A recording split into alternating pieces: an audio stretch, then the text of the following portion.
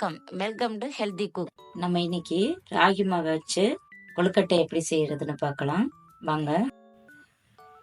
ராகி மாவு 2 கப்பு சேர்த்துக்கலாம். உப்பு கொஞ்சமாக ஒரு பிஞ்ச் அளவு போட்டுக்கணும் போதும். ஏலக்காய் பொடி கொஞ்சம், தண்ணி ஒரு 1/4 டம்ளர் விட்டு பிசைஞ்சு எடுத்து வச்சிடலாம்.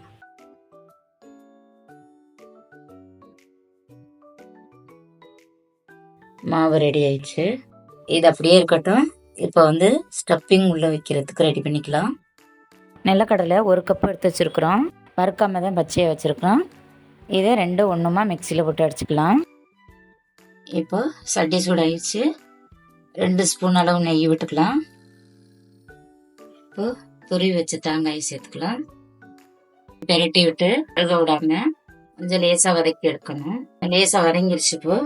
இப்போ அரைச்ச நிலக்கடலையை போட்டுக்கலாம். இப்போ பாருங்க, நல்லா வதங்கிடுச்சு. இப்போ இதில் கொஞ்சம் ஏலக்காய் பொடி போட்டுக்கலாம்.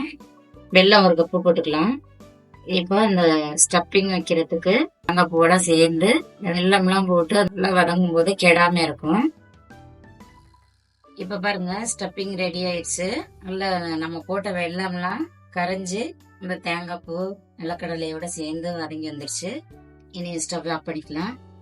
இந்த மாதிரி தட்டி ஸ்டப்பிங் எடுத்து உள்ள வச்சு இந்த மாதிரி மோதகம் மாதிரியும் பண்ணலாம். இல்லை உருண்டையை பிடிக்கணும்னாலும் கூட உருண்டையை கூட அப்படியே உருட்டி வச்சு சட்டியில் வச்சு வேக வச்சு எடுக்கலாம்.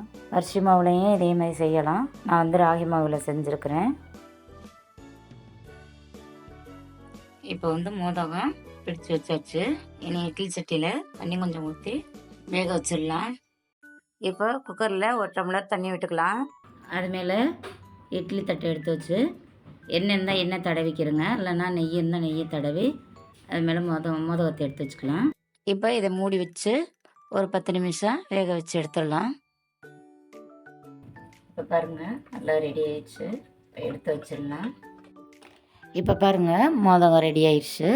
இது ராகி மாவில் செஞ்சது ரொம்ப ஹெல்த்தியானது. உங்கள் வீட்லேயும் செஞ்சு பாருங்கள். பிடிச்சிருந்தா லைக் போடுங்க.